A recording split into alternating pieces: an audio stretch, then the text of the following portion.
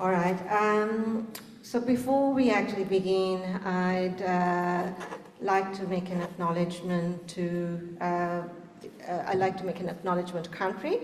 So this forum is being held on the lands of the Wurundjeri people of the Kulin Nations, and I wish to acknowledge them as the traditional owners.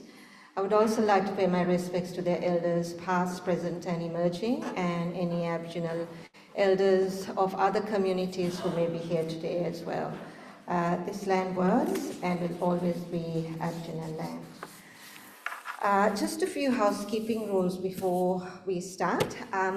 If I could get everyone to show me that they've got their mobile phones, and just make sure you put it on silent, or not the volume off completely, please. Please refrain from having private conversations while the speakers are talking. And if you do have any questions, we would like them to be in writing. And if you could write down your questions, and we will have a box available where the little show bags are, and if you could put it in there, and so that we can actually look through the questions and make sure we move through them as quickly as we possibly can. Now, I'd like to invite Siti Marika to the stage. She's been the chief organizer of this event today, to say a few words. Thank you, Shyama. It was actually Shyama who suggested to me have a forum on mental health probably a year ago. So she's today emceeing the function. Assalamu alaikum. Peace be upon you all. Ayubowan, Wanakam, and Ruth Big Hair. Did I pronounce correctly?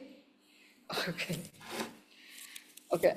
I would like to begin today by acknowledging the traditional owners of this land on which we are meeting this afternoon, and pay my respects to their elders past, present, and emerging, and also pay my respect to the elders who are here, gathered here today. This land was, is, and always will be their land. It gives me immense pleasure to welcome you all to this Dementia Forum organized by USMAA seniors and co-sponsored by the city of Monash. I see a lot of new faces today for the first time in one of our events, and I hope you will keep coming for the forums that we organize in the future. What is dementia? I think that's why we all have gathered here today. It's a general term for loss of memory, and it does not discriminate based on religion, race, age, etc. However, I will leave it to the two experts to speak about it. Before I go further, I need to apologize to you all. The Dementia Helpline posted dementia brochures to the wrong address. And when I rang them again, they posted it again on the 19th of June, and I haven't still got it. So in our show bag, that was going to be the main thing, but beyond our control, we don't have them. I would like to acknowledge the following guests who are present here with us today. Councillor Brian Little is running late. He's the Deputy Mayor of Monash, and a person who helped me to put this program, helped us to put this program together. Dr. Mathew Staios, Dr. Kavi Jayasinghe, Dr. Shahala Wilkasim, my dear friend Alba, with whom I do all the forums together. This time I'm doing it on my own. I mean, not me, we are doing it on our own. MIG President Farooq Derek Chan, who's over there, and also Shanti Dimel, who is involved in line dancing for dementia people. You'll see a clip of our students dancing in between the breaks. I would also like to acknowledge the lady who connected me with the two speakers, the two doctors. She is no other than Maria Wamwakinu. Hope I got it correct, Mathew, because I used to always call her Maria, who is a federal MP for Cornwall, a friend of the Muslim community and an advocate for the Palestinian cause. And also I would like to, because I won't get to do the thank you speech, I'd like to ask the committee when I read their names to just raise their hands or get up. My organizing committee, which is a very united and only ladies only committee. Nizra, where's Nizra? Ah, okay. Rizana, Mazina, Shyama, who is the MC. Fataya is not here at the moment. And my right-hand person, Farah, whom I miss a lot, who is not in Melbourne.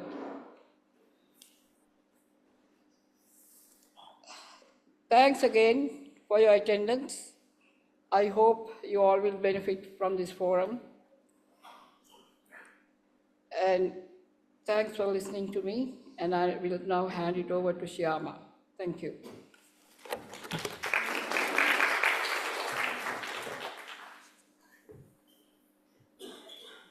Thanks, Siti. As Siti was saying, that dementia can happen like to anyone. It doesn't discriminate in any way. I was doing a little bit of Googling myself and trying to find out a bit more about the illness, and it was interesting to find out that it actually is the biggest cause of death amongst women. If any of you didn't know that, that was something that was an interesting fact. And as we also know, is the risk increases more and more, I suppose, after you reach the age of 65. But I don't need to tell you too much about the stats and the early signs to watch out for. We've got expert speakers out here. And I'd like to introduce our first speaker, Dr. Mathew Staios, just to give, maybe it was the order. Okay, all right. So we are having Dr. Kavi Jayasinghe, who will be the first speaker, who will actually speak about diagnosis and treatment for families and carers. Just a little bit of information about Kavi. He graduated from La Trobe University with a doctor in clinical neuropsychology, and Kavi has an interest in specialist training in autism, and his doctoral thesis was examining the relationship between autism, intellectual ability, and emotional reactivity in children. Kavi's clinical neuropsychology work has focused on youth with a variety of neurological, neuropsychiatric, and or developmental disorders, as well as learning difficulties. He specializes in providing diagnostic autism assessments, neuropsychological cognitive assessments to assist with diagnosis and the evaluation of learning potential. But he also practices in counseling and psychoeducation. So let's make a warm welcome to introduce Kavi.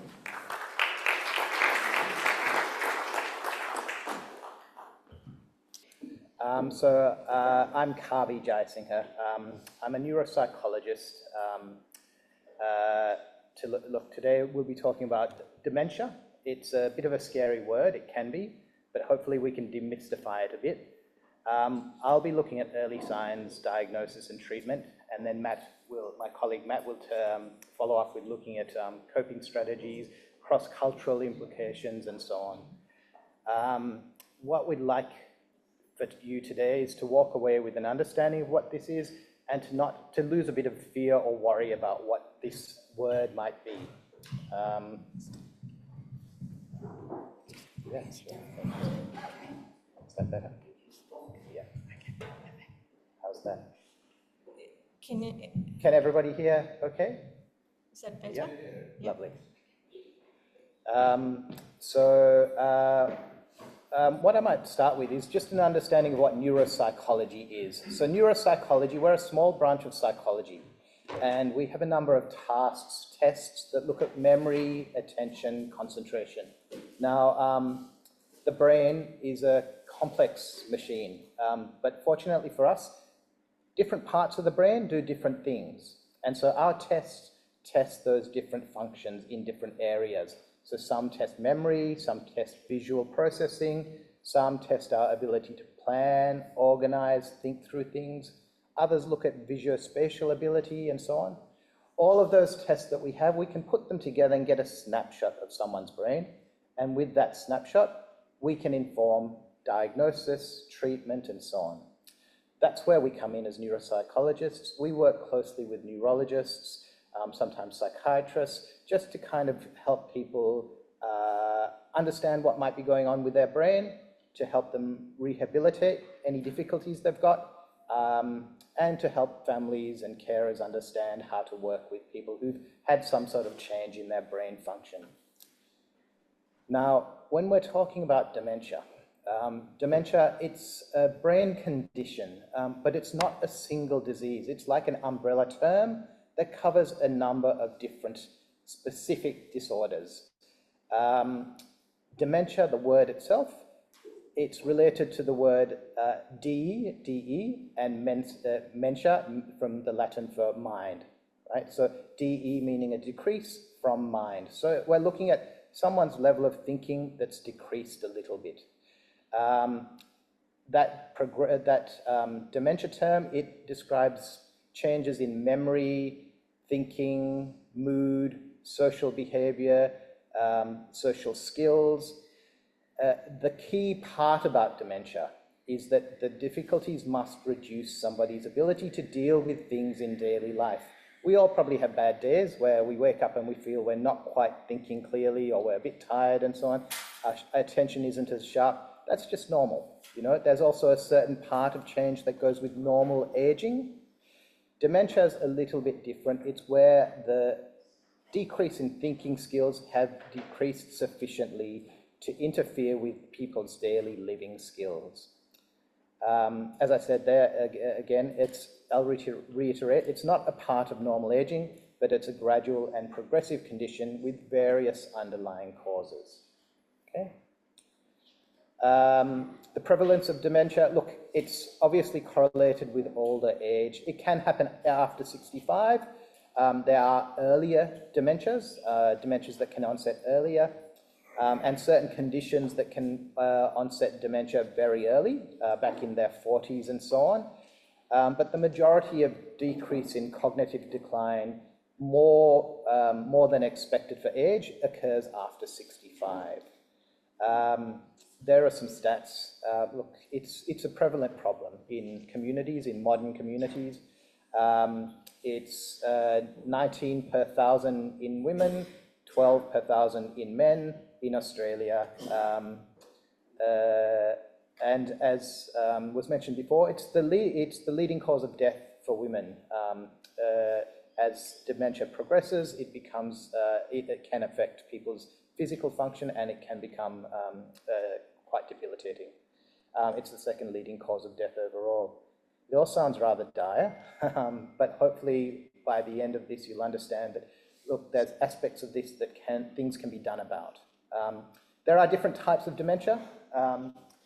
The majority of these are the main kind of dementias that you might come across or might hear about. Alzheimer's disease dementia, to do with a particular process in the brain impacting memory and cognition.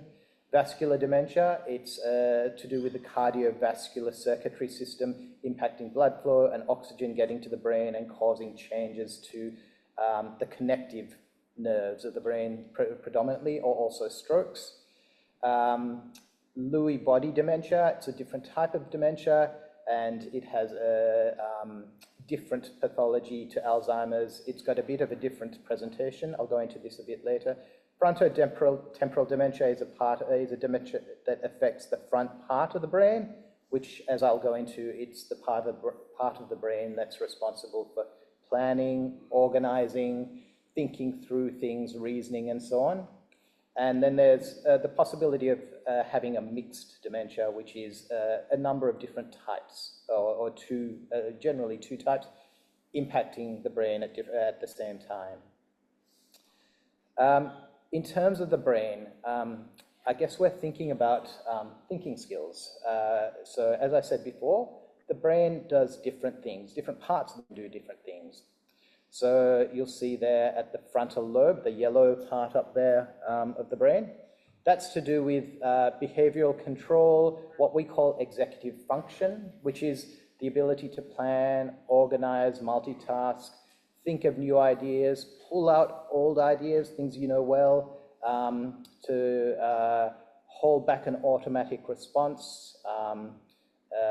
It's the part that's responsible for reasoning, thinking through problems. They're the skills that children don't have, but they develop to the point, they develop over adolescence till young adulthood. So all of those skills that children don't have, but do have by the time they've grown into their 20s, that's what the frontal lobes are doing. That's the frontal lobes development.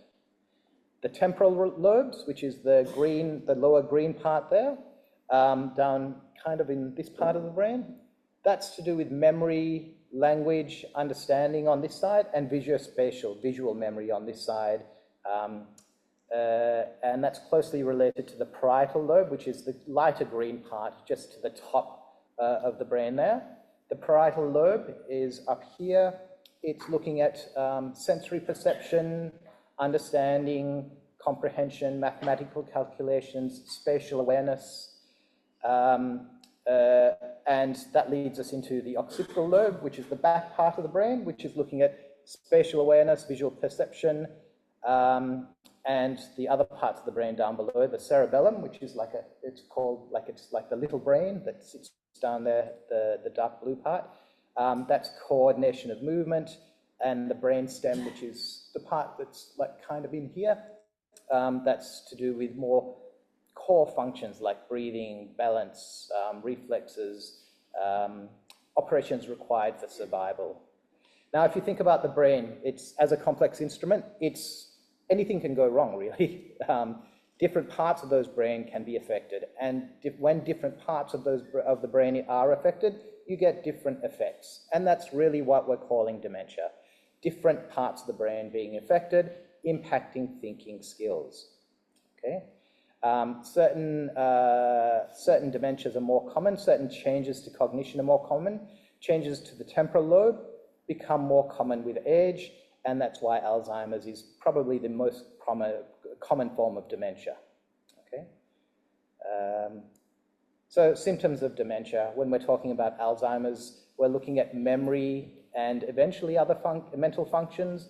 It can also include changes to vision and executive function depending on the distribution of that particular disease pathology in the brain. But predominantly it lacks the temporal lobes and it affects memory and language. Vascular dementia is it impacts speed of processing, the speed with which we can think of things, and our executive function, that front part of the brain to plan, organize, multitask, and so on. The reason why vascular dementia arises, it's a result of repeated strokes, and they can be large strokes or even tiny, small strokes that people might not even be aware that they're having. And that changes the connective tissue. It means that things aren't as efficient, so it becomes a little bit harder to think through things. Your balance can be affected. Everything that you can think of, those connective tissues lie within the center part of the brain, and they can connect all of those colored parts to each other. So when the speed of processing is impacted, everything gets slowed down a bit. Lewy body dementia is a different type of dementia. Often it's impacting movement. Tremor can be a large part of that. Visual hallucinations can occur. And again, executive function, that front part of the brain can be impacted. Frontotemporal dementia is a younger onset dementia generally, and behavior and social aspects are impacted. Personality change is the key feature. People who were previously very loving and empathetic can become quite the reverse and quite impulsive and not think through things. They might have less empathy and so on. That's one of the younger onset sort of dementias. And then there's mixed dementia. For example, you might get vascular and Alzheimer's together. Okay. So symptoms of dementia, again, reiterating the different parts of the brain. You can get memory loss, problems with language, trouble doing familiar tasks, confusion about place and time. And that's the Alzheimer's sort of pathology, looking at the temporal lobes and the parietal lobes. Trouble with distance and location, trouble misplacing things, getting lost in familiar places, difficulty recognizing objects or people. Again, that can be the right temporal lobe and the parietal region. Problems with reasoning, thinking, problem solving. We're looking at the frontal lobes, difficulty using familiar objects. That's difficulty with daily kind of using your body and so on. Again, frontal lobe functioning. Changes in personality and behavior, loss of initiative and mood changes. Again, that's looking at a different part of the frontal lobes. So really, we're looking at all of the parts of the brain that could be affected in different conditions. And I guess it's important to understand that the symptoms of dementia are gradual and progressive. They start very small, and bit by bit, it feels like they're getting worse and worse, okay?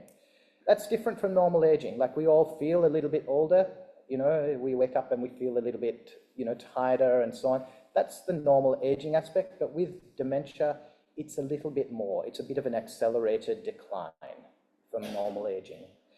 So the early stage might be symptoms may be quite mild. They may impact thinking and memory generally. The middle stage, they become a bit more pronounced, changes to mood, memory, thinking and behavior. And there's more impact on the daily function, on the ability to complete normal daily activities. But in late stage dementia, there's more severe impact. It can impact a person's ability to communicate, their ability to walk or control bodily functions, their ability to look after themselves in daily self-care activities. And at that stage, it's often there's often a need for constant care and supervision.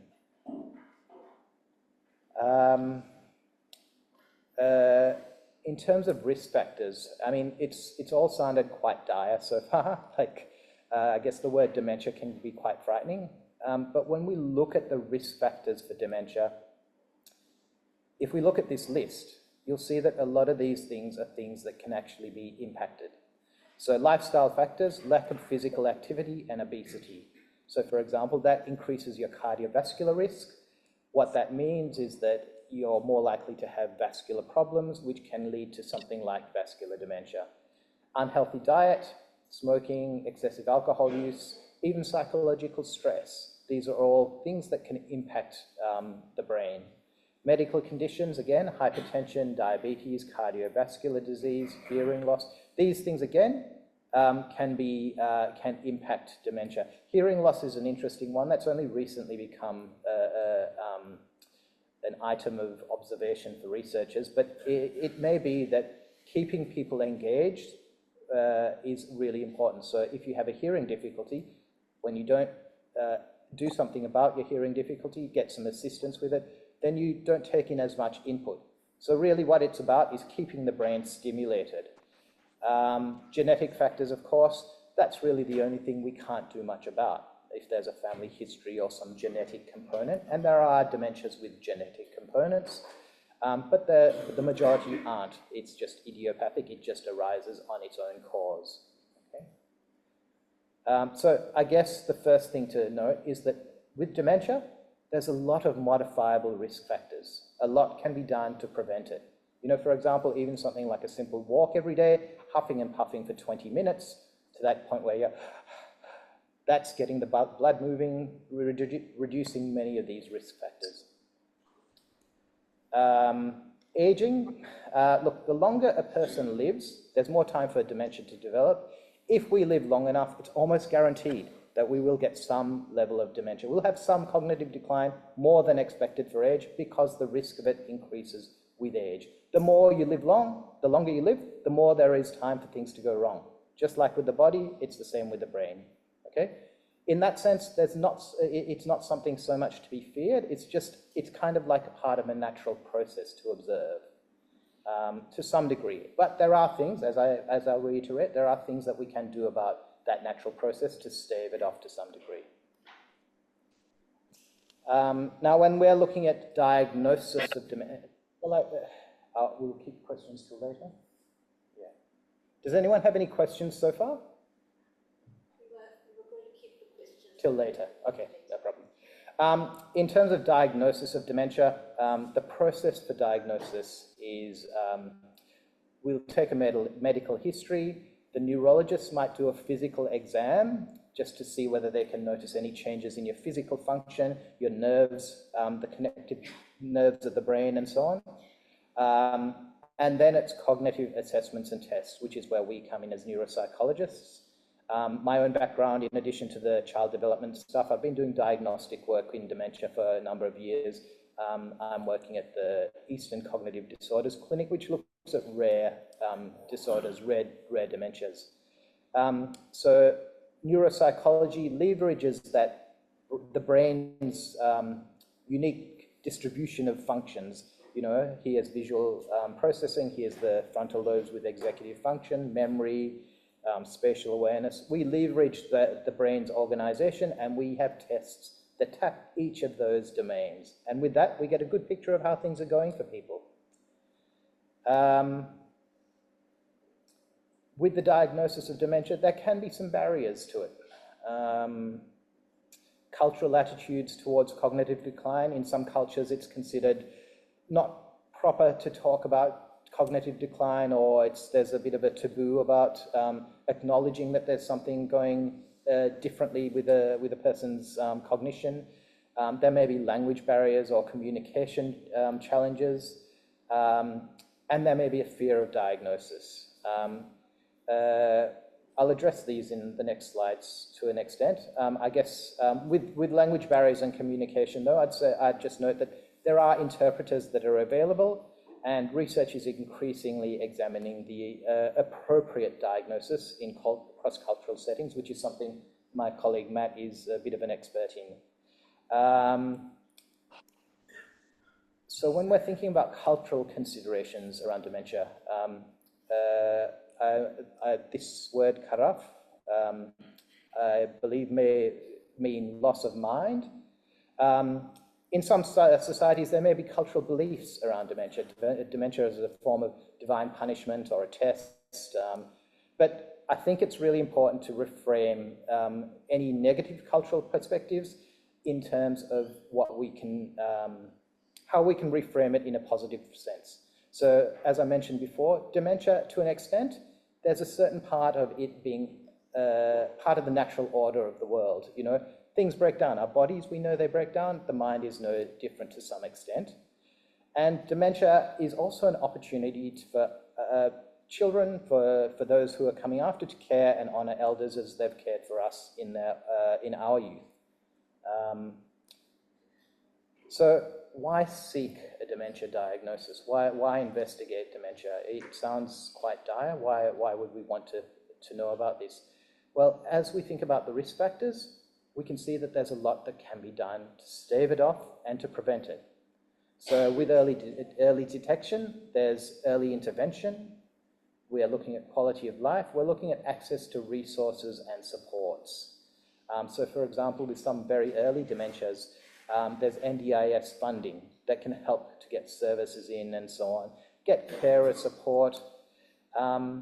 Another part of why people might be wanting to actually seek is this a dementia, is clarification of symptoms. It's to rule out any reversible causes. There are reasons why a person's cognition might decline, which are not related to dementia, but it could look like a dementia. So for example, certain vitamin deficiencies can look like a dementia and can actually be quite life-threatening, but when they're treated, a person's cognition comes back. That clarification of symptoms also allows for precision in treatment. We're also looking at empowerment of the individual. It helps individuals and families to understand the nature and progression of changes they're observing. It helps with patients making advanced planning, decision-making for the future. It promotes safety and well-being in that there's structure put around a person's life. So, for example, medication management for someone who isn't so well at managing their medication anymore, home modifications to make the environment safe for someone who may have perhaps visuospatial difficulties. And finally, there's peace of mind for the caregivers, there's education, there's acknowledgement of the difficulties they might be going through, and there's respite care. In terms of treatment and management of dementia, there's no known cure at the moment, but we can manage the symptoms with medication. We can provide rehabilitation to regain lost functions or to preserve functions that may be at risk of being lost. We can provide support strategies that can make supporting people with dementia easier. In terms of medications for dementia, for the symptoms, there's cognitive enhancers. These big words, cholinesterase inhibitor, cholinergic medications, memantine. Really what they're doing is they're changing the chemical nature of the brain so that it boosts chemicals that enhance cognition and reduce chemicals that detract from cognition. Mood and anxiety can be a large part of dementia, so antidepressants and anti-anxiety medication can be quite helpful. Sleep medications are very important because a person's sleep rhythms can be disrupted with dementia, and tranquilizers, things that really sedate, can be quite helpful in patients who are very, very agitated. When we're talking about rehabilitation for dementia symptoms, there's cognitive therapies to help manage cognitive difficulties and change. So, for example, somebody who's lost the ability to plan and organize, they could come and see a neuropsychologist, and the neuropsychologist might be able to recommend some strategies that can help them to kind of regain some of that function by using external support, some recommendations for how to structure their lives, to make their life easier, to manage those difficulties. Occupational therapy helps to manage difficulties in daily physical functioning, doing common daily activities of life. Exercise therapy, physiotherapy, to strengthen the body, to manage physical changes with dementia. Because the brain is not moving the body as well, physical changes can occur, so physical rehabilitation can help get somebody back to a level where they're physically safe. Psychological therapy to manage mood and behavior changes, so some people who experience the change in mood can respond to psychological talk therapy. It can also be helpful, psychological therapy can also be helpful to provide strategies for carers in supporting people with dementia. And finally, speech therapy. Certain dementias impact speech and language. So the speech therapists work exclusively with strengthening those aspects of speech and language that might be affected. They also work with swallowing, which can be impacted in dementias which are affecting the brain stem, providing safe guidelines around eating and drinking and so on. Thank you.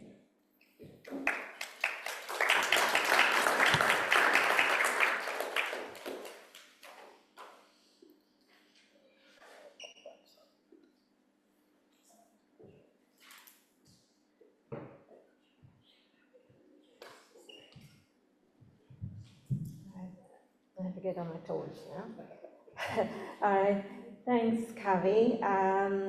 It was a really enlightening talk about trying to understand some of the early signs of dementia, but also looking at dementia as a disease where you can where you can slow down the decline.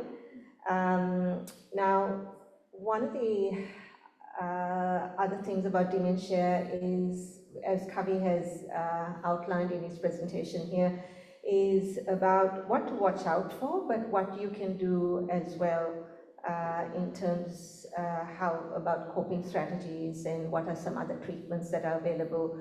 Now, if you do have any questions, please keep writing them down and we will collect them and there is a little box over there for you to put them in there. Before I introduce the next speaker, I'd like to welcome Councillor Brian Little, who's just arrived through the rain and trying to find the place. I'd also like to say a huge thank you because he has been the one who was responsible in getting us a grant to actually have this forum here today. So that's just we're very grateful for that. And a much needed grant to be used for purposes like this. But I'd like to call, on the stage, he doesn't want to say any words. No, you're right. Okay, but we are very, very grateful for having, the opportunity to have a forum like this today. Okay, so just to break things up a little bit, what we're going to do is we're going to show a line dancing video.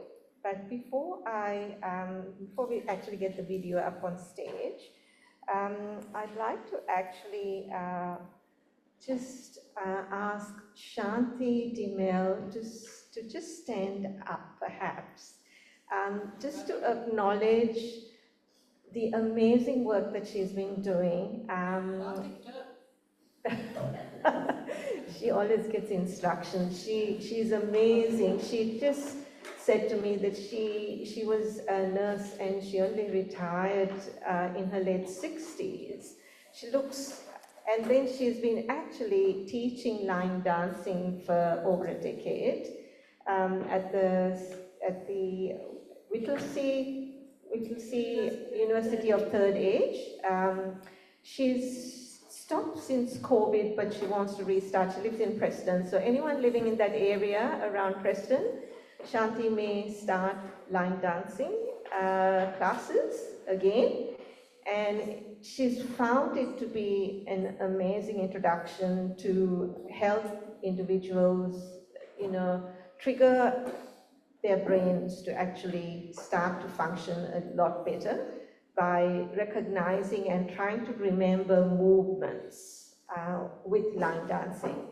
So I'd really like us to applaud Shanti's work in this area, and we're just going to watch a video actually that tells us a little bit more about Shanti. She's on YouTube as well for those who are interested in wanting to know more about it too. Okay, all right. Okay, we'll watch the video.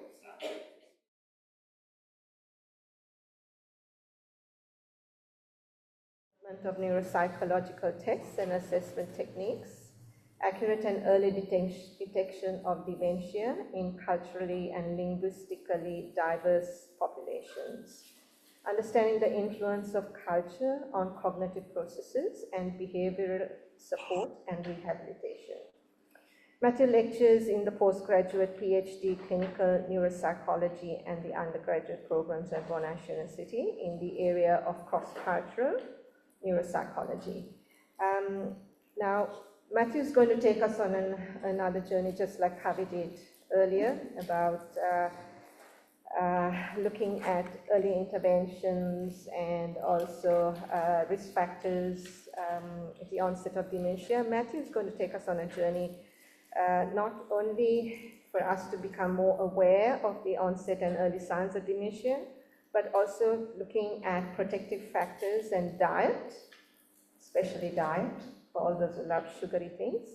And also he'll be speaking about coping mechanisms as well. So let's make a very warm welcome to Matt.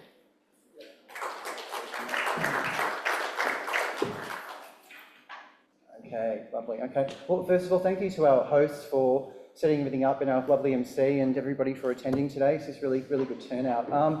Kavi and I actually studied together, so we went through our training about 13 years ago now. So, you know, we're a little bit older, a little bit more experienced, hopefully a little bit more wiser.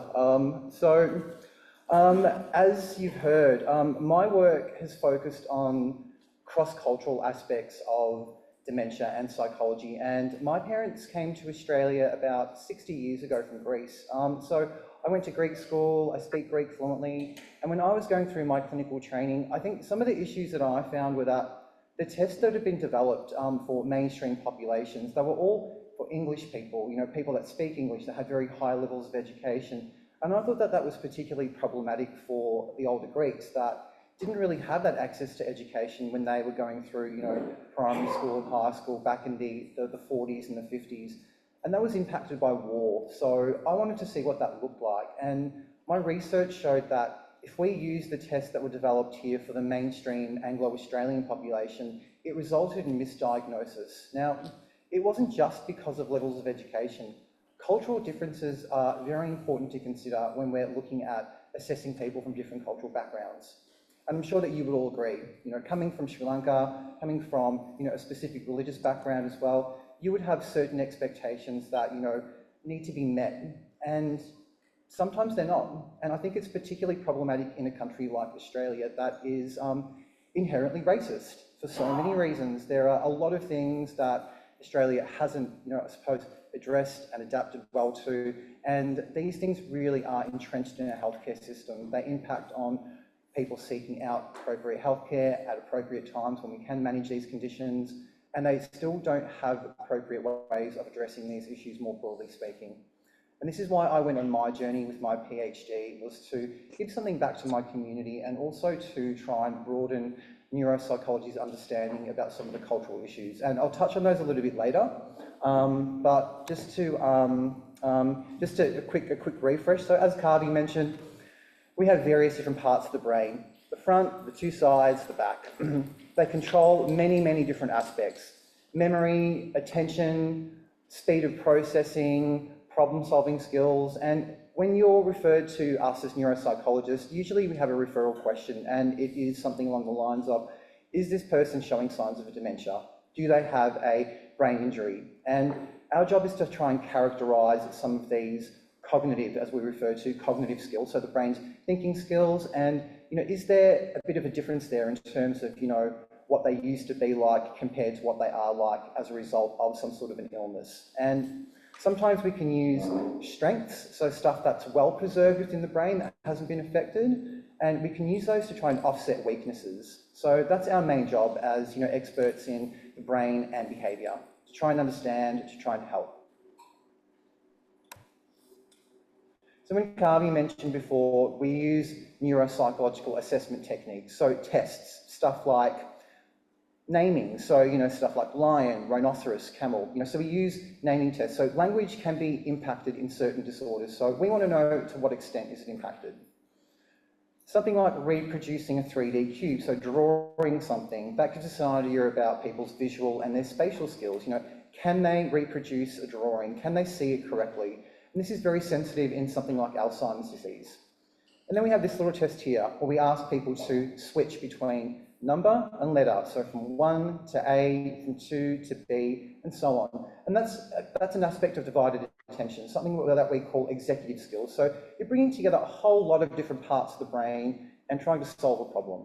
So we have a range of different tests that we use that are quite sensitive, and some are quite specific to a range of different disorders. And we've got over 50, 60 years of research that have continuously shown that certain tests, you know, are very sensitive in certain conditions. So it's our job to work out how to best assess these conditions and provide a diagnosis. So as Kavi mentioned, some of the warning signs to look out for: stuff like memory loss, difficulty performing familiar tasks. So that might be, you know, cooking a meal. You know, I'm sure that, you know, you all have, you know, traditional things that you cook in Sri Lankan culture, right? So, you know, if you're forgetting to add stuff in that you usually would, you know, they're kind of early warning signs. And these are the questions that I ask when I'm assessing people that come from the Greek community, you know, just to get a bit more of a nuanced idea about whether or not these things are happening. Disorientation to time and place. So, you might not be aware of where you are and what time it is and what year it is, So those early signs of confusion can really start to creep in. I'll just give you one more example. So, number 9 down here, challenges understanding visual and spatial information. So, stuff like driving, you might get disorientated and not know where you are and how to work out how to get home. That's a pretty big, thing, for some people, particularly if you've been driving for a very, very long time. So there are a range of things to watch out for. So, if you do see these early signs, just be aware and, maybe think about checking in with the GP for some further testing. So Kavi did touch on risk factors, and I'm going to touch on them briefly again and then go into some of the protective factors. So physical inactivity, and I think that some of the research that's come out of the Florey Institute has shown that exercise seems to be one of the most protective factors. So staying active, doing a bit of exercise, going for a quick walk, or, going to the gym, going to the swimming pool. I'm bad at that. I pay someone, quite a lot of money to, see them twice a week, so I keep active. So physical activity is very, very important. Smoking's not great. It can lead to, strokes, heart conditions, a whole bunch of issues. Alcohol consumption, in moderation, depending on whether or not you drink it, but environmental factors. So living in an overly polluted, environment isn't great, and we really don't have those issues to consider here in Australia, which is awesome. Education. So as Kavi mentioned, cognitive skills is what we test, and when we look at education, we kind of use that as a bit of a benchmark, because essentially what we are looking at is, people's intelligence in a sense. So the less educated people are, tends to be a bit of a risk factor, and we refer to something called cognitive reserve. So the more you have is a bit of a protective factor, more broadly speaking, because if you do start to display signs of impairment, you have a lot more to work with, versus, say, somebody that went to school for maybe 6 years. Their education levels are certainly going to, work against them, versus somebody that's been to school for, say, 12 or, 13 or 14 or 15 years. They'll have a lot more to work with, and, I suppose, in comparison. As Kavi mentioned as well, hypertension, diabetes, depression, and more recently hearing impairment, they've also been noted, as significant risk factors that make up the 12 that you see here today. Protective factors. So looking after your heart, being physically active, follow a healthy diet, which is really, really important. Enjoying social activities, so trying to engage, remain connected with your community, with your friends, with your family. It's really, really important. Instead of sitting there and being isolated, it's really, really important to feel that level of connection with people. Challenging your brain, and that can be reading or doing crosswords or, anything that you find stimulating. So just making sure that you're keeping active. It's really, really important. And smoking, another factor that, should be taken into consideration. In terms of diet, now, coming from a different country, setting up in, a foreign country, I think, you've all lived through that experience. I can't really speak to the effects of, that more broadly speaking. I was raised here, so, it's a bit of an issue trying to acculturate, trying to adapt to a new culture. So how much do you do it? To what extent? So you don't feel like you're an outsider, so you feel like you're part of a broader Australian community. You might change your habits, the way that you interact with people. Now, diet is a really, really important factor. And some of the studies have shown that with older Greeks, when they introduced foreign things into their diet that they weren't necessarily eating in their country of origin, so the Mediterranean diet, which was essentially vegan for all intensive purposes. They might have eaten meat once a week, if they were lucky, fish, that kind of stuff, but essentially it was a lot of vegetables, so that is still a protective factor. And a lot of the research coming out in Greece has shown that the Mediterranean diet is one of the best. It's quite balanced. There are a lot of really great things in there.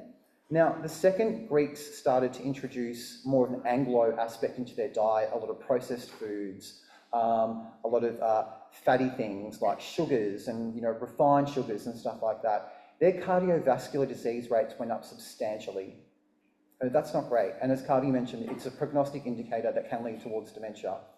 So sugars aren't great and all of those things. So Retaining some of your dietary aspects, particularly from your countries of origin, I think is really, really important. So trying not to have those, processed foods in your diet, I think it's really, really important for people. Another study looked at East Asian cultures and they found the same thing. The second they came to Australia, they started to introduce foreign foods into their diets that weren't necessarily handed down to them from their generations going back. It had an impact on obesity, on cardiovascular issues, on a whole range of other factors. So these things are really, really important to consider in terms of how much do we adapt to these new cultures based on our genetics, based on our ancestors, based on where we come from. Sometimes keeping our diet is really, really important. So I downloaded this from the Sri Lankan Ministry of Health. So this is a Sri Lankan food pyramid. So essentially, it takes you through what are the most important, yes? Didn't move? Sorry. Okay, cool, sorry. Okay, great, we're there. Sri Lankan food pyramid downloaded from the Sri Lankan Ministry of Health. So as you can see up at the top, fat, sugars, big no-no. I mean, you can have them, but I've cut down my sugar intake too. One a day, one sugar in the morning for my coffee and one sugar in the afternoon for another coffee. So it's not fair, but it keeps us healthy. Lots of fruits, lots of vegetables, a lot of fresh things. Really, really important. Bread, cereals and other things. So, trying to keep a balanced diet is really, really important. Trying to keep it as fresh as you possibly can.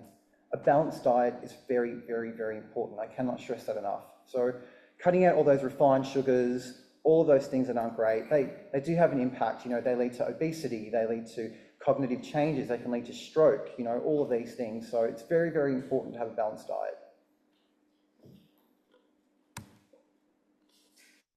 Okay, so as Kavi mentioned, as we move through dementia, we have mild, moderate, and more severe sort of cases. So making sure that all your needs are met are very, very important. And we're in a country that, fortunately does offer home care packages for people. Now, you don't have to be, particularly ill in order to meet criteria for a home care package. You could be on something basic, through your council to help with domestic or, other chores within the house, stuff like cutting the grass or helping people, helping people take you to the shops and, complete basic sort of things like that. But as you move through, various sort of stages, your needs might increase and aged care packages are there to sort of help you complete those tasks.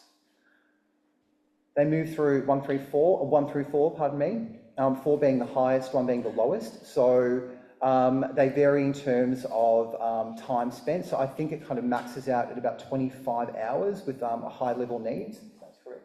25 hours, 25, 26. Yeah, about that. I think it's about 25 to 26. And these can be distributed amongst, the people that come out. So they can be, formal carers that help you to your appointments and so forth. And if you're linked in with other services, you can get speech pathology, your GP to come out to see you, a whole range of services. So we're really fortunate to be in that situation here in this country where, those level of care needs are really met for the ageing communities here.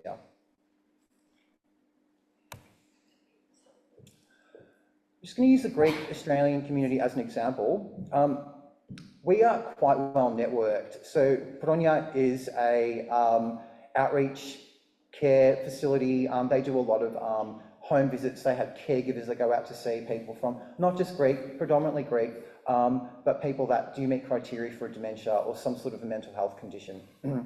We also have From Dither Care, and they are an aged care provider. You may have seen them around the area. They're quite large.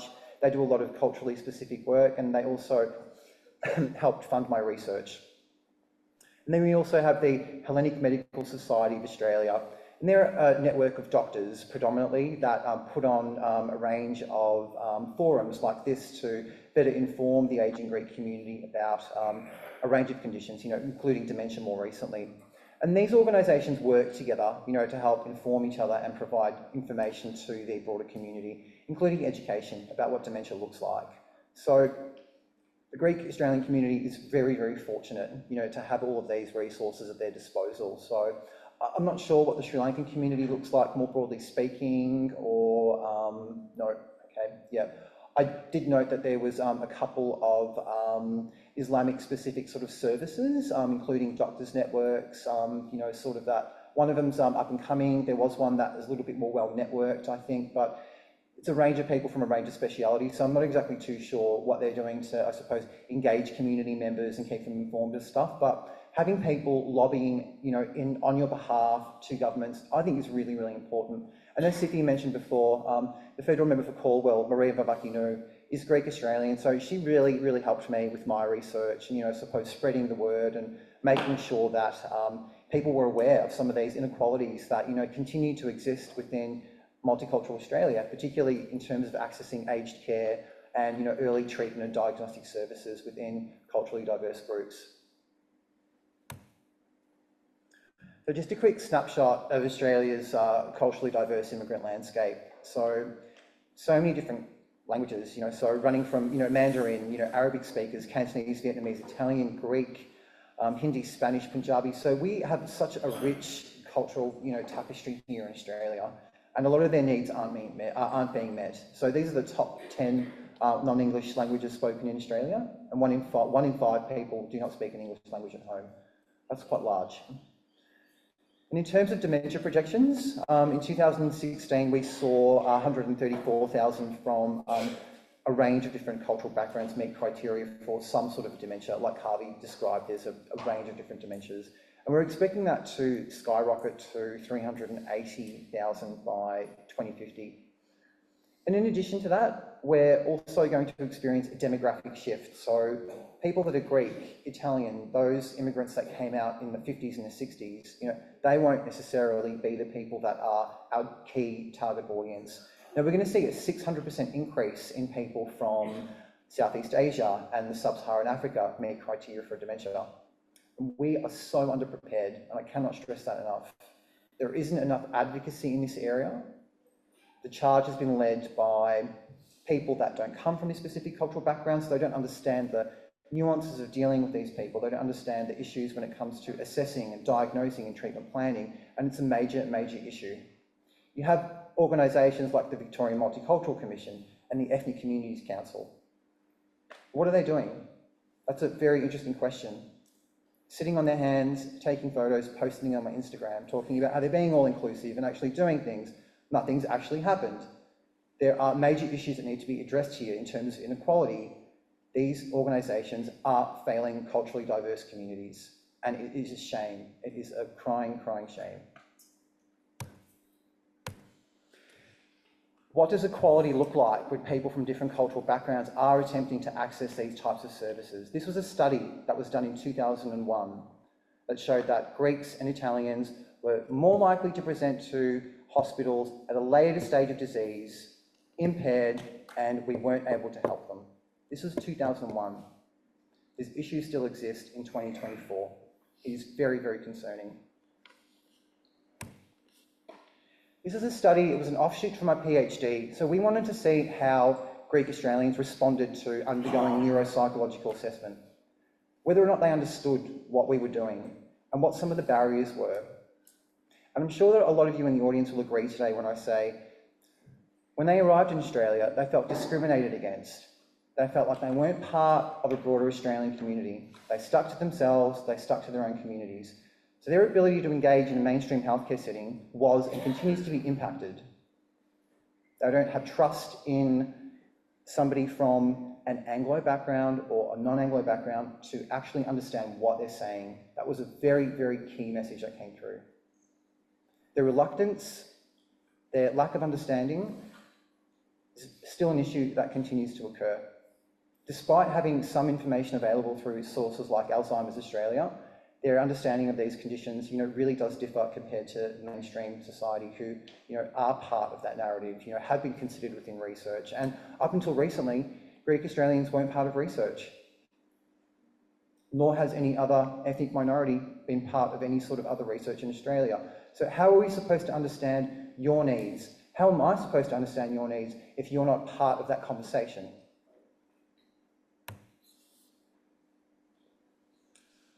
There has been some specific research focused on Muslims in particular and what that looks like for them. And a lot of it has to do with feeling discriminated against when they enter a health setting. So very similar to what Greeks were reporting around people dismissing women, people not paying attention to women if they're wearing headscarves. That implicit bias that it comes from medical practitioners when they're looking at somebody that doesn't reflect them and their cultural backgrounds and they see as another, not as a person. And that's really, really important to consider. All of these things combined have a major impact on help seeking, on people being able to seek out appropriate services, and the flow-on effect it has on people's mental health, on their physical health, on their cognitive ability, and then on their families. You know, it just becomes very, very muddled and very, very complicated. It's very, very concerning. And these issues continue to persist. How many people have felt discriminated against here in the past? Anybody? When they've tried to seek any sort of medical health? No? Okay, that's good. That's very, very good. Okay. All right. So in terms of services and intervention, so it's really important, you know, to understand the services that we're trying to provide for different cultural groups. Having a holistic understanding of their culture, their education, their needs, their religion, and making an informed cultural decision when we are attempting to deliver, you know, either an intervention or provide information to them. It's very, very important. It's a very little complicated model that I presented here with some circles, but everything interacts. So if we don't have appropriate assessment tools that are based on people's cultural backgrounds, on their language, then it's going to be very, very difficult for someone like Kavi and I to arrive at a sound diagnostic decision. Because all of these decisions can be data-driven when we use our tests, but that's only one part of the picture. But these resources should be available to people regardless of their cultural background. And this is something that, you know, hasn't really come to taken place within neuropsychology in Australia. We don't have very many tests that we can use to reliably detect cognitive change in different cultural groups. These are two studies that I published a couple of years ago. So I adapted a very well-known IQ test, and I also created some new tests for youth with Greek Australians aged from 70 to 85 years. So, you know, this is an example, a template, if you will, of, you know, how to actually conduct these types of research, how to rather execute these types of research within culturally diverse groups. And we found that if mainstream tests were used that have been developed here in Australia for youth with Greek Australians, they were over 6 times likely to be misdiagnosed. Now, that's a very alarming number, but we need to consider that this group, like I stated before, only had between 4 to 6 years of education. Their education was impacted due to the Second World War and then a Greek Civil War, so their time spent in school was significantly reduced. Now, going back, when I was going through my training, the amount of times we were told, just give the test and look at the numbers and interpret them. Now, I wasn't comfortable doing that. And I've worked on several cases where Greek Australians have been misdiagnosed. So one thing that I want you to leave here today knowing is that if you feel that a doctor has provided you with an incorrect diagnosis, and if you feel like you don't meet criteria for a dementia, then you're entitled to challenge that. You have a voice in this process. Remember that. It's very, very important to know. And you're also entitled to seek a second opinion from a provider that, you know, if you feel is more culturally appropriate, then feel free to go down that path. Okay, just wrap up there. Thank you for listening to us today, and I think we're going to take a short break. Yeah? Okay, thank you.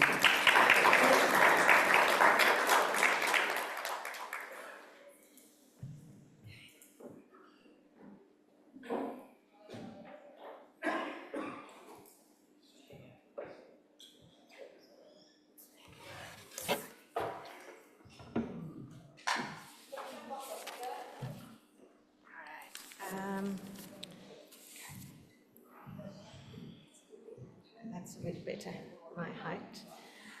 Okay, all right, now I've just got 2 little announcements to make. The dementia booklet apparently didn't arrive on time, and so there's a little exercise book somewhere where Mazina had it somewhere. If you could write your name and email address on there, we will try and get it to you, okay? All right, where's the other one I want? Okay, so that's one of the things. If anyone hasn't written out any questions, please feel free to add your questions over there. Okay, now I'm just going to call Rizana to do a quick vote of thanks before we head into answering some of the questions that we got. We've got really 3 good questions in here, more than 3 actually. So before we go into doing a Q&A with those questions, I'll just get Rizana on stage to do a vote of thanks. After we finish with the questions, we're going to have a break at 4:30 for people to have their tea, coffee, and some snacks that are coming in, and also for prayers as well.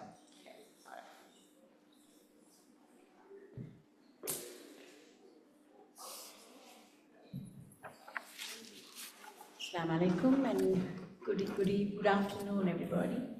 It looks so dark, it looks like evening now. First and foremost, I'd like to thank each and every one of you for coming out here on this cold and rainy evening to be with us. And I'm sure it's been a really valuable session. It was worth coming out in the cold. I'd like to keep this short, so I'll start by thanking Councillor Brian Little. I think he's left, but he's the one who got the ball rolling for us, who made it possible for us to get a grant and therefore organize this session. Thank you, but he's not here. But anyway, I'm sure the word will get around to him. And our co-sponsors are the City of Monash. Obviously, he's a part of that too. Getting down to our 2 specialists, Dr. Kavi Jayasinghe, thank you so much for spending your valuable time and expertise here with us today. You used layman's language, simplifying all those hard, long words and making it simpler for us to understand. And your visuals were amazing too. Full of color, I always like color, and it made it so easy to understand what different parts of our brain do. So thank you for that.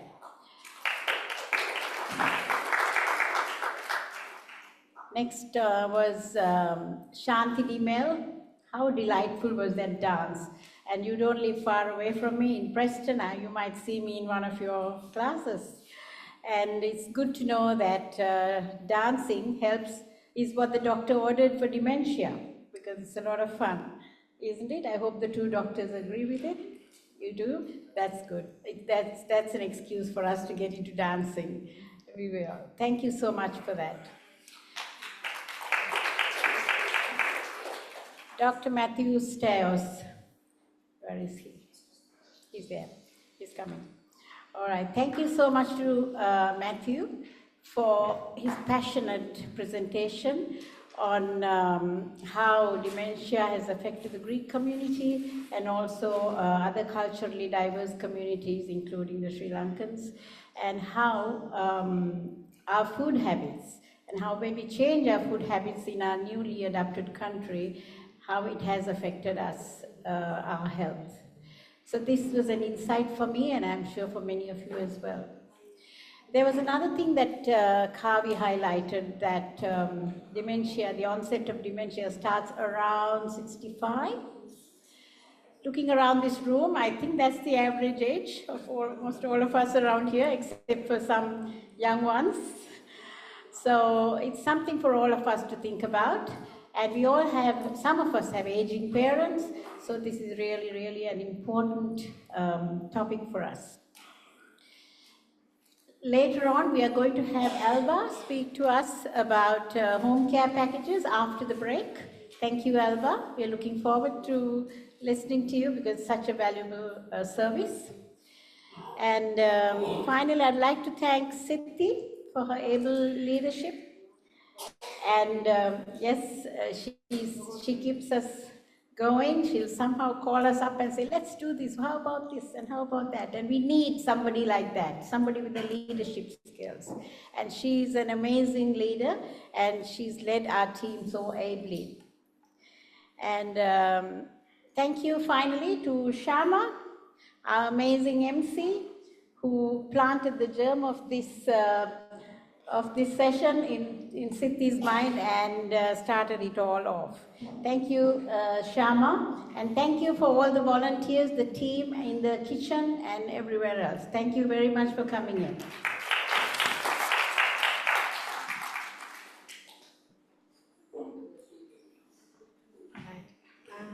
So we have a few questions, and I was hoping that we would do this a little bit differently by getting Kavi and Mathew to sit up the front, and then we'd have a discussion around questions.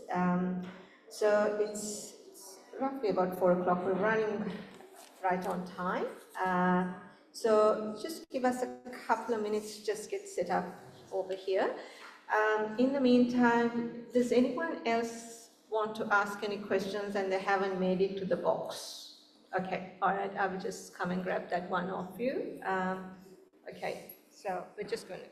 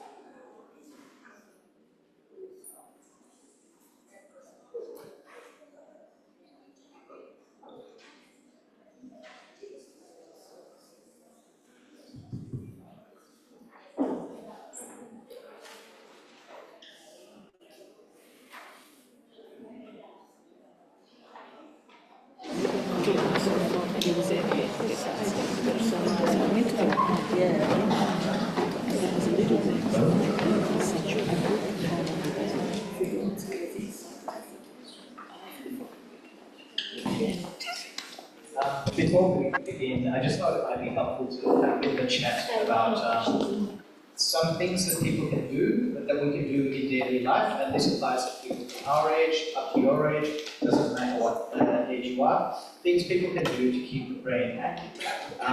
The brain is such that if you keep it active, it's going to have more connections. The more connections it has, then the better preserved it is. So when an insult occurs to the brain, either that be a knock to the head or the onset of cognitive decline, there's still a lot of that reserve there. So it's important to do things to keep the brain active, to help it develop. The brain works in that we have the left side, which is verbal, and the right side, which is generally spatial. So what we want to do is do activities that exercise those functions. So one of the best functions for exercising the whole left hemisphere is simply reading aloud. Each day, reading something new aloud. So for example, if you have a favorite book of poems or religious verses that you're not familiar with, just reading a passage of that out aloud for a couple of minutes. You're exercising, first of all, from the eyes back to the back of the head, where the visual information passes, the processing of the words up to the parietal region, the formation of those words into meaningful sentences, and then you're executing the reading of that by actually using your words your motor programs, that's the frontal lobes. So right through from the back to the front of the brain, by reading aloud every day, that's a great exercise for the brain. On the other side of the brain, you've got the spatial aspect of what the right hemisphere does. And so with that, we're looking at some people like to knit, some people like to sew, some people like to dance. All of those functions, they're visuospatial functions, right? So people who do dance, in my observation of people I've seen, they have much better preserved cognition right up until older age. So it doesn't matter what age you are, actually practicing something like dancing or knitting, sewing, if your mobility is impacted, whatever it is, exercising that right hemisphere. That sort of activity does the same thing, you know, if you're dancing or if you're knitting or whatever it is, you're taking visual input, you're processing up, you're affecting motor programs, affecting the frontal lobes, you're exercising the whole of the right hemisphere. So those two sort of things you can do on a daily basis. They're not hard, you just do 5 minutes, and it's preservational for the brain. The other thing that I know is, we were talking before about diet, and Sri Lankans in Australia have the highest rate of type 2 diabetes of any ethnic group in Australia. So that's really significant. Type 2 diabetes is a risk factor for Alzheimer's. So really actually working on your sugars. If you have any sugars issues, actually being very proactive about that, that's very important. And finally, stress. Stress is incredibly contributory to cognitive difficulties.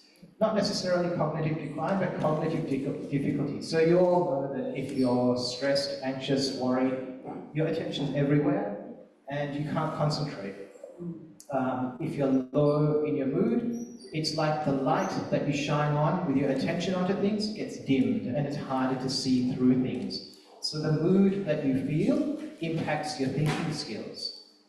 Now, even if somebody has a bit of cognitive decline, I always tell patients that if they should work on any anxiety, any stress that they have and remove it from their lives, remove it from their minds. Being happy, being at ease, being relaxed is one of the best things you can do for your brain and for your thinking skills. It's protective. So even though nature may even be taking something off from your cognition, people who address their mental health can actually regain that. So what nature takes away on one hand, you can bring back to some extent by removing stress from your lives, removing anxiety, removing any mood difficulties. Okay? So very important, even as you get into your old age, not to ignore any mood concerns, any anxiety, and really reduce the stress. Be happy, be happy. Okay? Thank you. I just want to add, sleep hygiene is also very important. I was at a conference in Europe last year, and my colleagues in Greece have been running a very large longitudinal study. So they've been looking at Alzheimer's predictors over the last 15 years, and one PhD looked at sleep and how important that is. So they found that people that took naps in the afternoon were less likely to develop Alzheimer's. So I do that quite a bit, which is great. Who doesn't love an afternoon nap? I mean, Albert, you're Brazilian. I'm sure your people like an afternoon nap. Yeah, at times, yes. They finish them more than we do, but yes. Yes, Dad, exactly. Taking an afternoon nap is very important, and I'm not sure where most of you are at in terms of your careers, whether or not you've retired. But I say if you can take an afternoon nap, do it. It's great. You feel better for it. So sleep hygiene is also very, very important. Making sure you're getting in, good 8 hours, uninterrupted. It's very, very important. So there are a lot of things to consider. As Kavi mentioned, just being nice to yourself. Holistic. Managing your mental health, your anxiety, and I think that some of the more contemporary research has shown that depression, anxiety, can lead to increasing, definitely can lead to increasing the presentation of Alzheimer's. And type 2 diabetes, as Kavi mentioned before, high prevalence within the Sri Lankan community, that can also lead to stroke. So these are very important things to consider, not just dementia in isolation, but a blood vessel popping in your head, stroke, which is very, very debilitating. So yeah. Thank you. There's just some amazing questions, and I really am going to try my best to try to get through almost all of them. Okay. There is one that actually caught my attention, and this is by a gentleman in the audience whose wife has dementia. He's asked the question, is there a way to untangle plaques formed in the brain in dementia, although at an advanced stage? Unfortunately, research doesn't have any way of addressing the plaques that form. There are medications that they're trialing, they're trying to find something. They are in their very early stages of development, so at the moment there's nothing really that can. There's promising aspects that come out every now and then. People get very excited about the newest drug, and then the research kind of tends to undermine it. So at the moment, unfortunately, there's not. I guess all the same, all of those risk factors that we talked about still apply when someone has dementia. So you can reduce the rate of progression by reducing those risk factors. So sugars, blood sugar, type of diabetes, stress, mood, all of those risk factors we talked about before, keeping someone engaged socially and so on, all of those can reduce the rate of progression. So it's very important not to just consider that once someone has a diagnosis of dementia, that that's it. In fact, I personally know people with dementia, and they've managed to keep very well for 5-6 years now by keeping very good mental health, very good social engagement, and so on. There's a little bit of change in illness, of course, but by actually keeping engaged like that, addressing risk factors, it slows the rate. The person's also happier as well as a result. All right.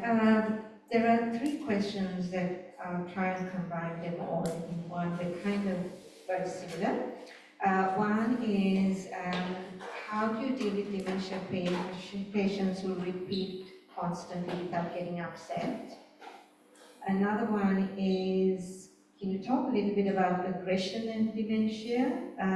Is the aggression because of frustration for not being understood? And the third question around the same thing is memory loss a result of an accident, especially forgetting names and how to deal with it? So we're kind of all around it. So I guess the first one about repeating. The reason a person repeats something is because they've forgotten. So that might be telling the same story repeatedly or asking the same question repeatedly. That's the problem of the memory center of the brain. It just isn't registering the information that's being passed to them. Carers of people who work and living with people who have memory problems, it requires patience, of course, but it also requires self-care. So people who are looking after people who have cognitive difficulties need to actually take time out for themselves, to look after themselves, to make sure that they themselves are doing things to release their worries, their stress, to take a breath, to take some breath and air. Respite care is important. Every now and then.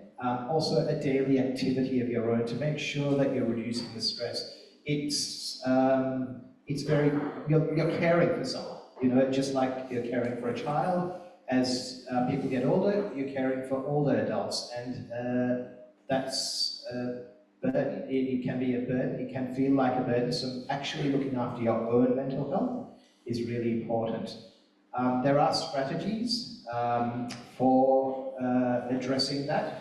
For example, with memory issues, having things on a board so that the patient can always refer themselves back to the board. There's a calendar, this is what we're doing today. having a structure, having a board that says this is the day today, this is what we're doing today, these are the activities, this is the time that's going to happen. So there's no question about what's happening today or tomorrow.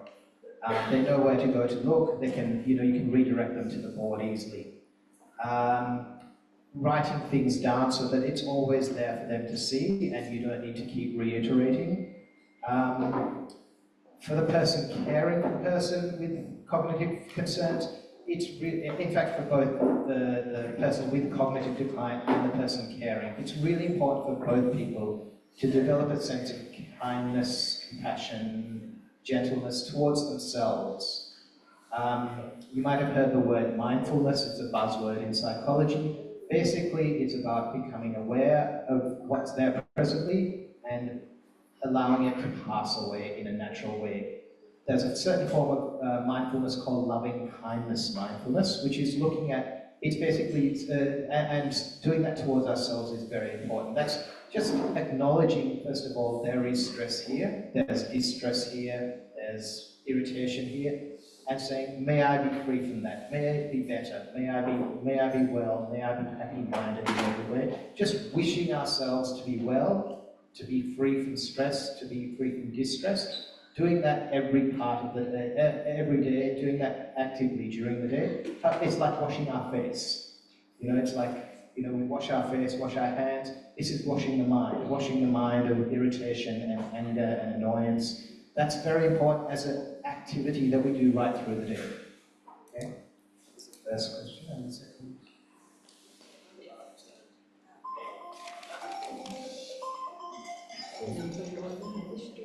Oh yes, about aggression and dementia. Look, when things start getting to the point where there's aggression, it's important to consult a doctor.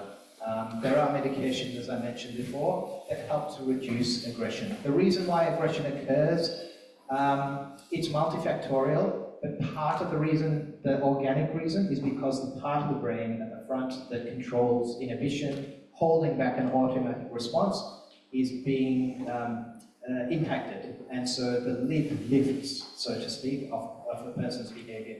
Their behaviour can become a bit more disinhibited. They'll say something that they wouldn't normally have said before, they'll do things they might not have normally done before. Keeping the environment stable, calm, is going to be very helpful for managing that aggression. When a person starts to be agitated, giving them space and not pushing them is really important. Stepping away for your own sake as well as the other person's is very important. Not allowing a dynamic to build up between yourself and the other person is really important. Don't let stress build. Don't let tension build. Let things go and walk away. That's at a daily level of managing aggression. But really, if there's aggression, if you're noticing aggression, then it might be a case for considering medication also to assist to reduce the level of stress and distress that the person who's experiencing the changes might be feeling. Okay? And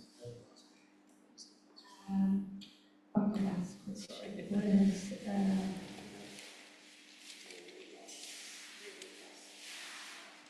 oh yes.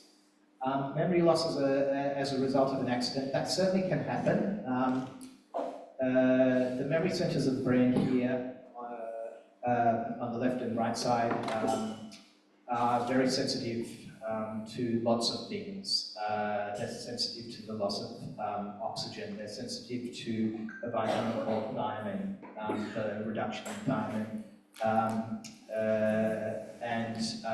So they can be affected for a number of things other than dementia or cognitive decline. A brain injury can certainly impact memory. If you suspect that you've got a memory impairment, then it might be worthwhile considering talking to your GP and perhaps considering neuropsychology assessment. If you know of someone who's been impacted by an injury, a brain injury, then it's usually quite important that their difficulties are characterised, because it helps dealing with the person, it helps them to understand what's happened to them, it reduces the amount of stress and expectation on them as well.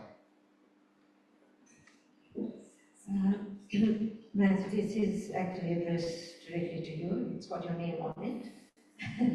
And this is asking an elaboration on dementia misdiagnosis.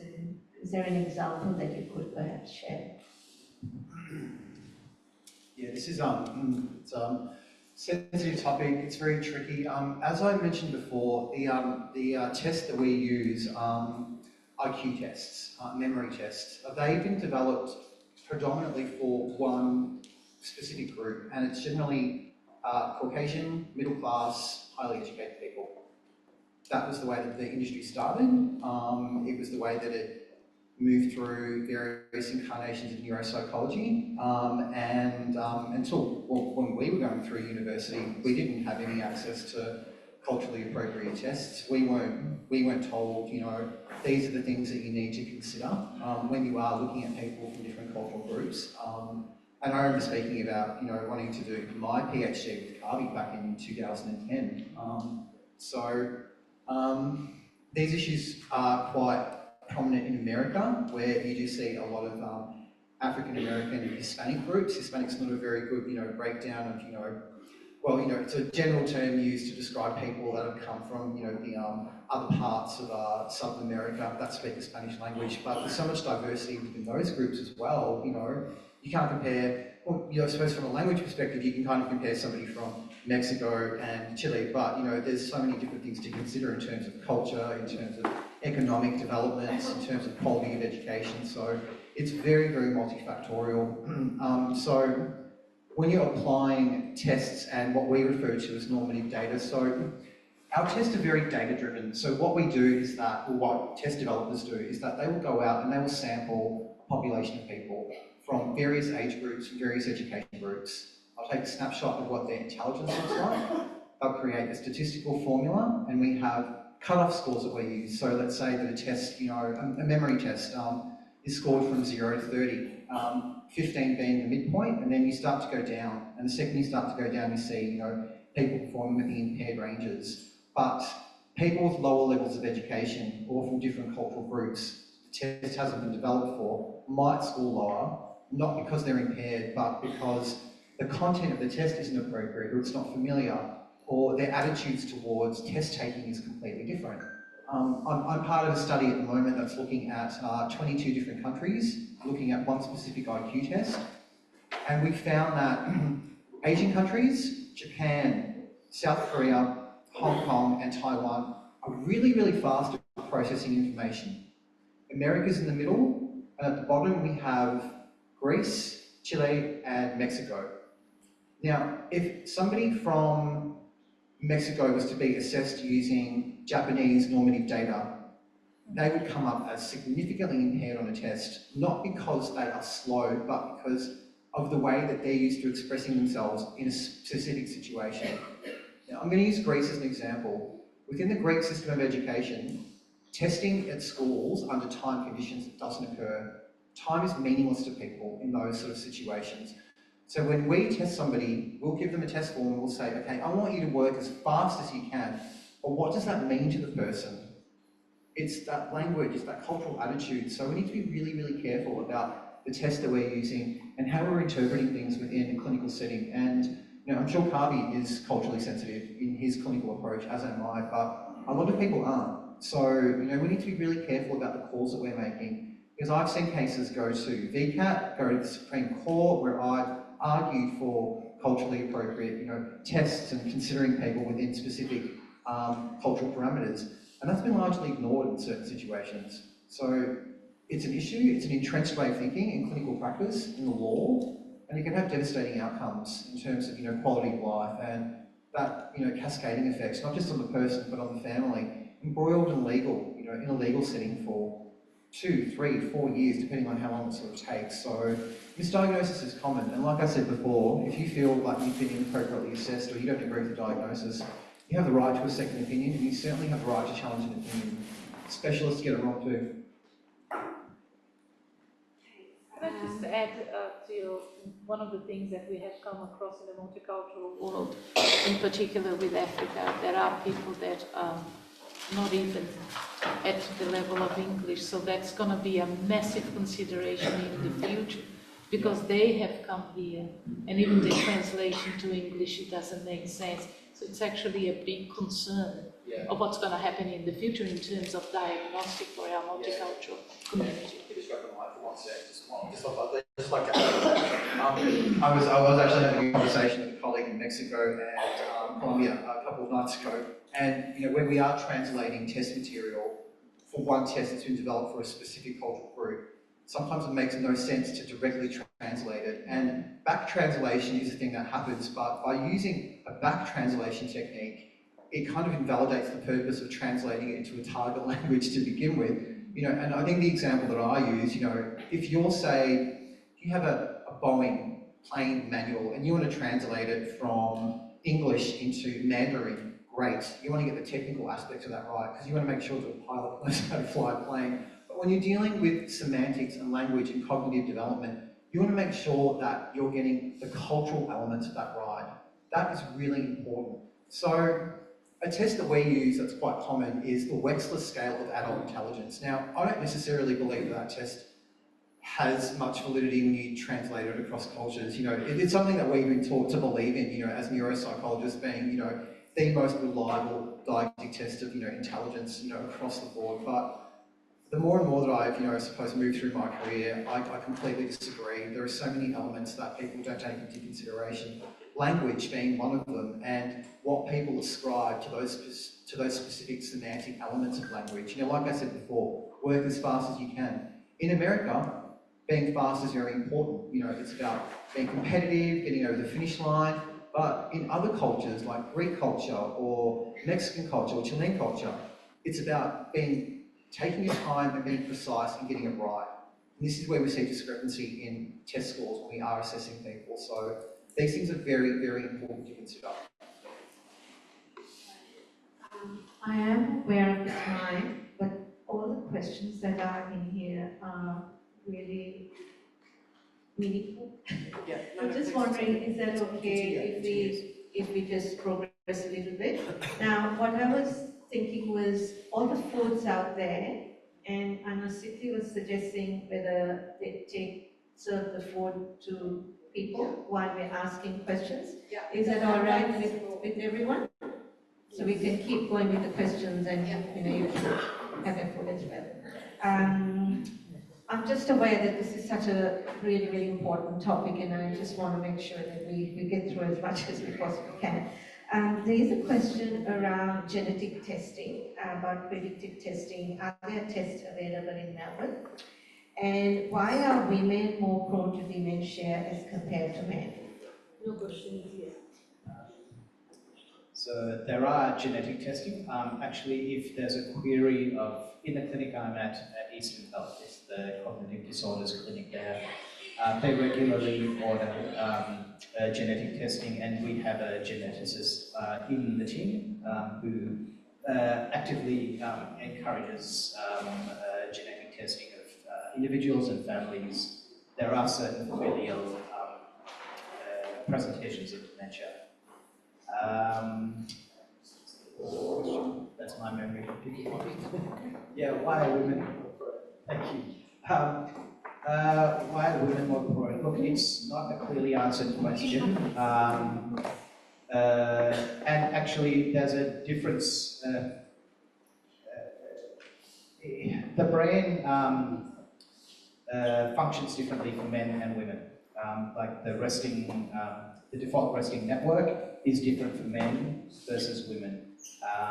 Women tend to have better developed verbal abilities. Men tend to have better spatial abilities. That's a generalization. It's not necessarily always true, but as a general rule, there's some truth to that. There are gender differences, and it probably comes down to hormonal differences. There is, for example, an increased risk of females who've had hormone replacement therapy, who've had hysterectomy. If they haven't had adequate hormone replacement therapy, it can impact cognitively. So, for example, making sure that hormonally men and women are operating optimally is really important, and that might be one of the differential diagnoses. Rather than dementia, it may be a hormonal imbalance. So those are probably part of the contribution to the differences between men and women. And just in terms of gender differences, I have a sneaking suspicion that we might see a closing gap in gender discrepancies, in the next, let's say, 50 years, because I think from my own research and from the stuff that we've looked at on an international level, women have historically had less access to education, and that is also something to take into consideration. And even in my experience with the Greek Australian community, when you do see people with a primary school level of education, men who have had the opportunity to engage in social settings of the workforce tend to do better on cognitive assessment tasks. They are more confident, so that's also something to take into consideration. Not as a sole explanation, because you do obviously have societies where women and men, were entitled to equal levels of education, but it's just something to consider as well. Yeah, that might be driving the statistics there. I said men and women, they are working like both are same. Nowadays, even the woman is doing very well. Yes. Yeah. Yes. Okay, I'm just being informed that Alba, you need to present because you've got to go. I'm happy to give my time. I think this is such an important conversation that I'm happy to come on all the time and see if you want to wait, but there's some good discussion here. The information that I have is standard to provide to people. I would really, really like for this to get going. Sorry, Sadie, it's so important. I'm just fascinated because I think people need to know. This is very important. All right. So will you talk? What if we eat so we can move around and we can continue to ask questions? If we go slowly and quietly, we can continue this conversation. But being informed is very important. I know because I wish I know today, because my mother has dementia. I wish I was better prepared to face the issues I face today. So let's not hide the fact it's there. Let's talk about it, and it's so important. Get up and Let's do that. Yes, go. Okay, all right, so people, please help yourself. And huge thanks to all the presenters and everyone else too. So while you are helping yourself, I will keep going with the questions. Okay, there's a very interesting question in here. It says if vitamins and supplements can minimize dementia risk, can too much of vitamins and supplements advance dementia risk? And is there a test for toxic level?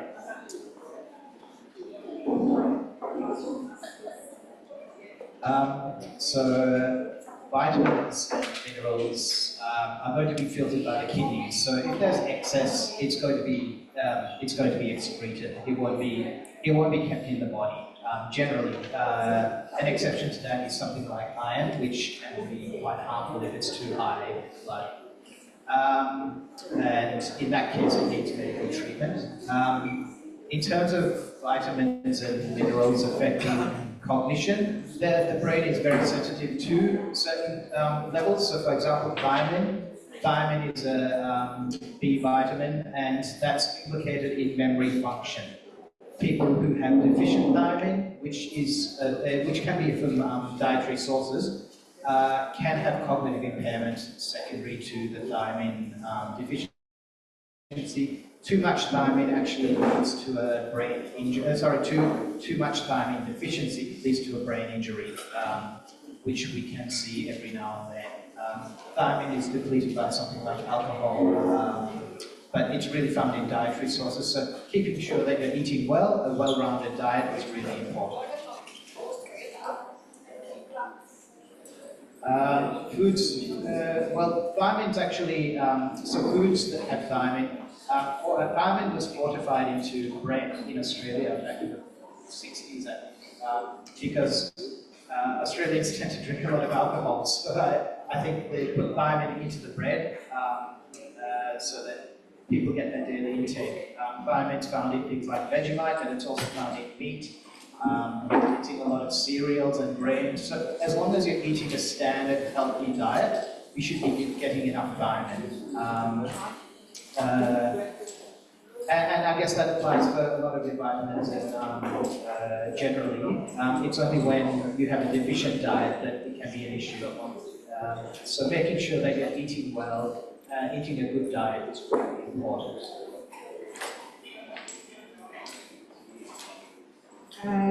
This question is around social interaction. What is the relationship between social interaction and dementia, or how important is social interaction in dementia and AD? So social interaction is exceptionally important. Keeping yourself socially engaged is such. It's really one of the key drivers of keeping yourself well cognitively. The reasons why that is, if you think about what you're doing with a social interaction, there's it's an unpredictable interaction. There's no one or two social interactions that are the same. They're always changing, and so that's very good for the brain to create new connections, to actually be well engaged in different ways. So social interaction is exceptionally important. People who are socially isolated tend to be at high risk of cognitive decline.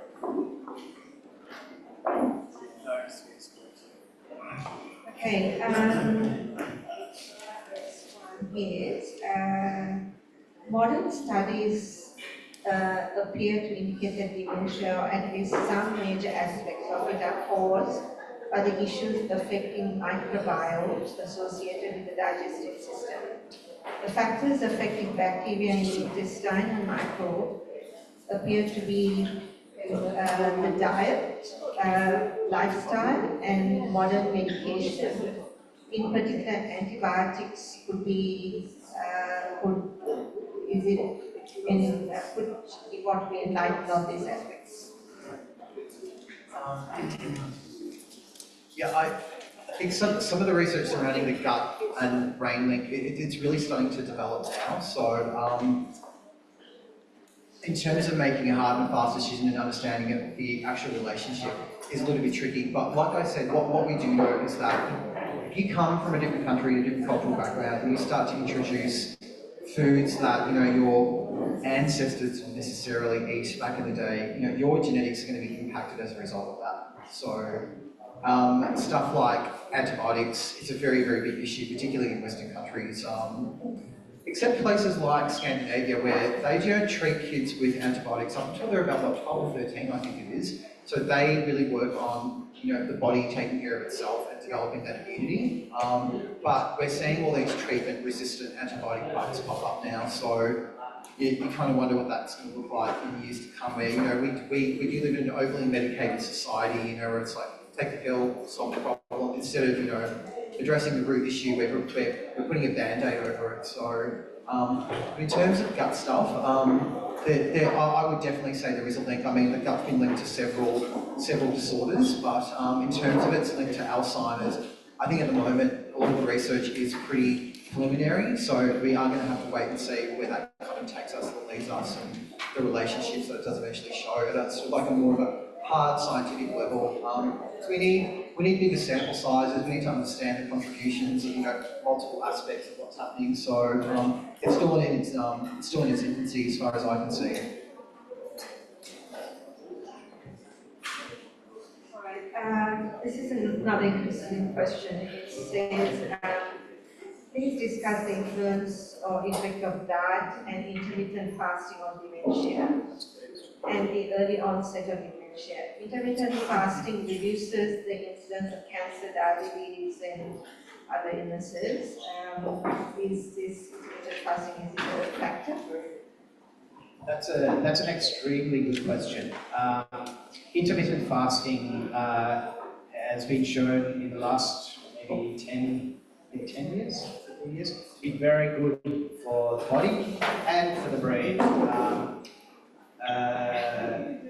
With intermittent fasting, sugars can start to normalize to a degree. It should come with caution as people are getting older, but it is a very effective technique. And there is undoubted consequences for the brain. If you've got more efficient sugar usage, your brain is going to be more efficient. It is actually, there is certainly a link to cognition through the sugars. So yes, I think intermittent fasting is of value, and it is something that I think we should probably, at the moment, I'm not aware of any studies that have looked at intermittent fasting and the incidence of dementia, but because intermittent fasting, the research around it is really relatively new for research. But I'm sure that in the next few years we'll probably see things that are really important, pointing towards how we eat just as much as what we eat. So I encourage people to keep an eye out for that. This is another pertinent question for many of our parents around. I've seen traumatic events with older seniors tend to trigger dementia, like death, moving, and divorce. Is it because it was already there, but is the traumatic event hastening dementia? Now, Well, so the hippocampus is the memory center of the brain. And as I said before, the hippocampus is sensitive to memory, to many things. But one of those things that it is sensitive to is stress. The stress hormone called cortisol is toxic to hippocampal neurons, so you can actually get a reduced hippocampus size from trauma. So managing traumatic events is really important for memory. People who've been through traumatic events can have memory difficulties, they can experience memory difficulties. We're not sure of how plastic the hippocampus is. It could be that treating the psychological difficulties may actually kind of ameliorate those difficulties and may lead to kind of a resilience of the hippocampus. That research, I don't know if it's established fully, but there is definitely a relationship between trauma, physiological stress, cortisol levels, and the hippocampus. So just a second to the next question. Is PTSD linked to dementia? If it is, then perhaps it is possible that it's a coping mechanism. The person who's experienced PTSD, is it all right to treat their dementia? What's the right thing to do? What's ethical?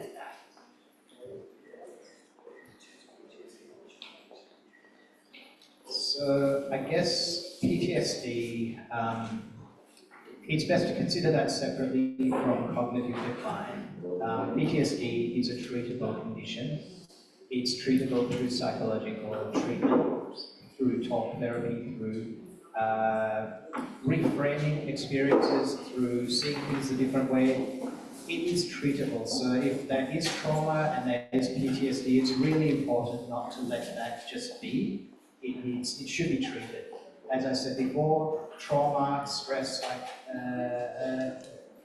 aspects like that can impact memory, can impact the hippocampus. So there is that kind of association of possibility. But considering them separately, I think, is important because you don't know what is dementia, what is cognitive decline secondary to intrinsic cognitive decline versus cognitive changes secondary to PTSD. So it's best to treat PTSD, remove that from the equation, and then see whether the cognition comes back. I've seen patients exactly in those situations, and once I've started talking to them and they're talking about the stress and the trauma they've been through, I've said, look, we better stop the assessment because it's no point, and we just talk about mental health. And I tell them, go away, get this treated, come back in 6 months. That's a much better way of doing it than allowing them to kind of sit together and muddy the picture. The next one is around dialysis. Patients who are chronically ill with dialysis, like dialysis patients, do they develop any sort of dementia? And if yes, is it due to the chemical reaction? So with dialysis, we have the kidneys are impacted. And with the kidneys, there is a relationship to vascular risk factors to the cardiovascular system. It increases the possibility of white matter changes, which are changes to the connectivity of the brain. It increases the risk of stroke. I've seen a young girl, she was 20 years old, and she had vascular changes. She had a kidney impairment, but she had vascular changes. So changes to the brain from the kidney injury. So treating kidney problems is really important. It's preventative of vascular cognitive decline. Can hysterectomy bring on a late stage of dementia? Hysterectomy itself can't. That's just the physical removal. The thing that's impacted with the hysterectomy, depending on what's removed, is the hormonal changes. If the ovaries are removed, that means that the hormone production centers are changed. Estrogen and androgen are both very important for memory.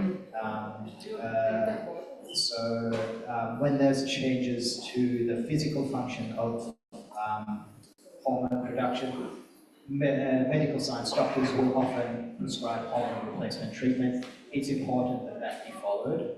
If that's not followed, then there can be problems. And I guess also if there are hormonal changes later in life, independent of the hysterectomy, and even for men or women, then it's important to get that seen by a doctor as well to see whether there is actually anything hormonally going on.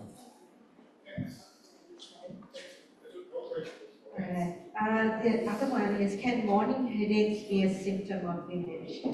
No, that's good. Yeah. Morning headaches are not necessarily a sign of dementia, but there are other things besides dementia that can affect people as they get older, which can impact their thinking skills. For example, there's a condition called normal pressure hydrocephalus, which is where the parts of the brain that have the fluid of the brain swell and put impact on the brain itself, and that impacts people's thinking skills. That would be associated with headaches. Neurological concerns, changes to the physical structure of the brain can be associated with headaches. If you're experiencing daily headaches, it's important to get them checked out. It may be nothing to worry about. It may be that you're just under a lot of stress and you're falling asleep stressed and waking up stressed, you're dreaming stressed, and when you wake up with a headache, it's just a natural consequence of that. But even in that case, it's still worthwhile doing something, seeing your doctor, your GP, because they may recommend that you go and get psychological help, get someone to talk to you and manage stress. So really investigating headaches in all the ages is very important. I've got two questions around some medications. The first one is, not too sure, rivastigmine, an effective medication to manage dementia, should it be taken in the morning or night? Or does it make patients angry and irritable? What should be done, and what are the alternatives? If you've got questions about your direct medications, I think like that, unfortunately, neuropsychologists don't deal with medication. We're more at the brain level. The neurologist would be the one to ask about the medication that you prescribed. There are side effects associated with medications. It may be that some medications, when they're in too much excess, can make someone feel agitated, a little bit more aggressive or on edge than they would normally be. So it may be a matter of tapering the medication, but that should be done in conjunction with your GP or your neurologist. Good advice. All right. What's the difference between Alzheimer's and dementia? I'm sorry, I probably didn't make that clear enough before. So dementia is an umbrella term. It's just a general term for cognitive decline more than expected for age. That's all it means. It means somebody's had decline in their thinking skills more than expected for their age.